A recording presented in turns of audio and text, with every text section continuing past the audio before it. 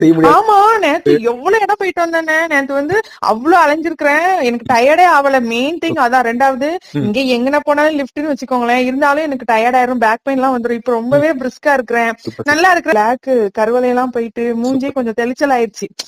மொத்தம் நான் பிரிஸ்கா இருக்கிறேன், எனக்கு அது நல்லாவே தெரியுது. ரெண்டாவது சேஞ்ச் ஆயிருக்கு.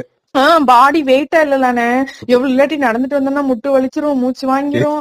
இப்ப அப்படி இல்ல. நேத்துலாம் எங்கெல்லாம் போயிட்டு வந்திருக்கிறேன். நைட்டு தான் வீட்டுக்கு வந்தோம். 3 மாலுக்கு போயிட்டு அது எல்லாம் கம்மியா சாப்பிட்டுருக்கீங்க. கம்மியா சாப்பிட்டு இந்த எனர்ஜி இருந்திருக்கு உங்களுக்கு.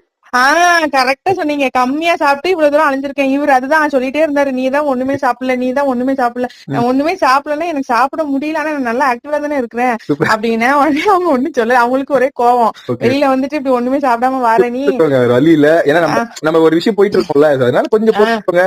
நம்ம அதை அச்சீவ் பண்ணிட்டோம்னா அவருக்கு உண்மையிலேயே நேத்து நான் வந்து பிளானிங்கோட தான் போனேன். இன்னைக்கு போயிட்டு நல்லா சாப்பிட்டு வந்தோம். KFC போயிட்டு வரணும், ஸ்டார் பிரியாணி போகணும். வீட்டுல வச்சு நான் சொல்லி